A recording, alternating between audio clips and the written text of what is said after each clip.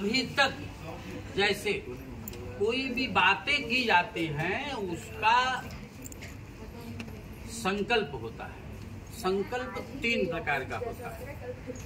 जैसे ये विवाह का संकल्प आप लोगों की हमें लगता है कि साल भर पहले से ही मानसिकता थी कि नीरज के साथ में शीतल का विवाह किया जाएगा ना? तो संकल्प 3 प्रकार का होता है, मनसा, वाचा और कर्मणा। मनसा संकल्प तो साल भर पहले था। वाचा संकल्प जिस दिन 28 तारीख निश्चित हुआ वो हुआ, और कर्मणा आज होने चल रहा है। समझ रहे हैं?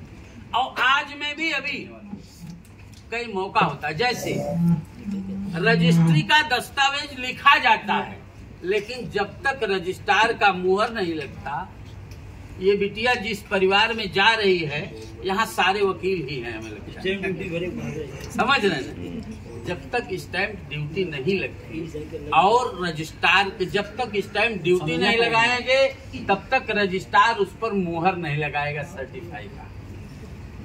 ड्यूटी तो आज ये सर्टिफाई होने जा रहा है। लेकिन लड़की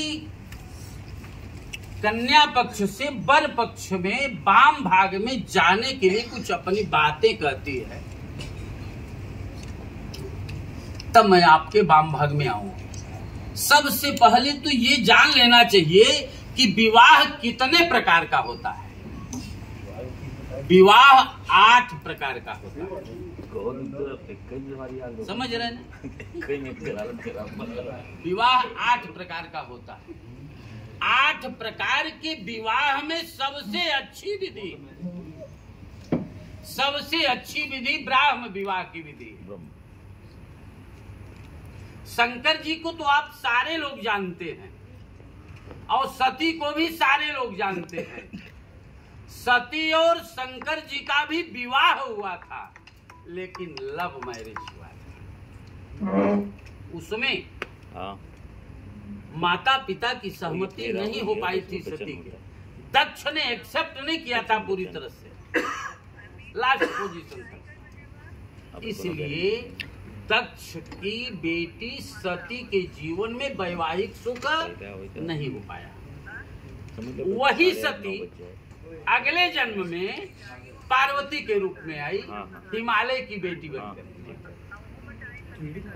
अपने पुण्य के द्वारा, अपने तपस्या के द्वारा शंकर जी को पति के रूप में प्राप्त करने का संकल्प भी पूर्ण किया। शंकर जी खुश भी हुए और जंगल में ही कहे कि चलो तुम हमारे साथ। पार्वती को ये याद था कि पूर्व जन्मार्जितम विद्या, पूर्व जन्मार्जितम वित्तम, पूर्व जन्मार्जितम नारी अग्रे अग्रे धावत। ये विवाह का संबंध जो होता है, बी पूर्वक वह धातु से बना है विवाह। बी पूर्वक वह धातु से जो जीवन को सम्यक प्रकार से निर्वहन करने की क्षमता रखता है, उसी के साथ विवाह की जाती है। विवाह कोई मौज मस्ती की व्यवस्था में नहीं।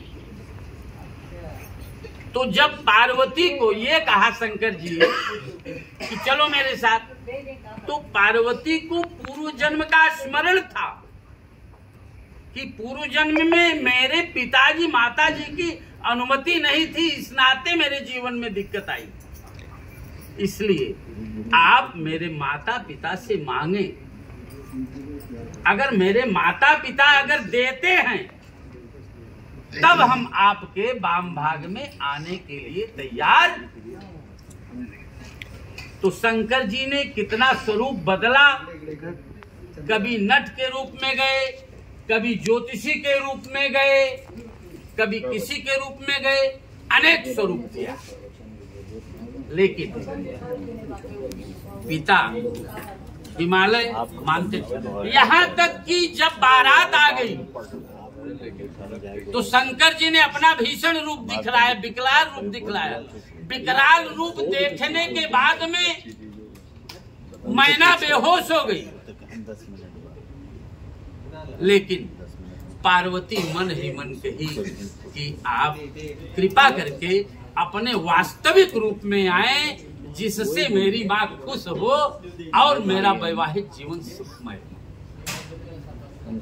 समझ रहे?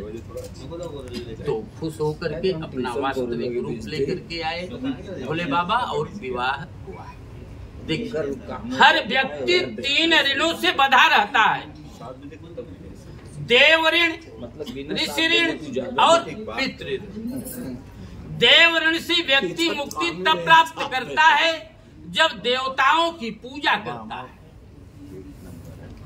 और ऋषि ऋण से मुक्ति व्यक्ति तब प्राप्त करता है जब अतिथि का सम्मान करता है, और पितृ ऋण से मुक्ति व्यक्ति तब प्राप्त करता है जब संतानोत्पत्ति करता है। और संतानोत्पत्ति में यदि पुत्र की उत्पत्ति हो गई तो पुम नाम नरकात् त्रायति इति पुत्र।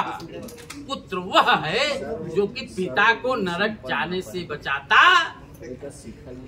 शंकर जी ने भी संतान की उत्पत्ति किया था।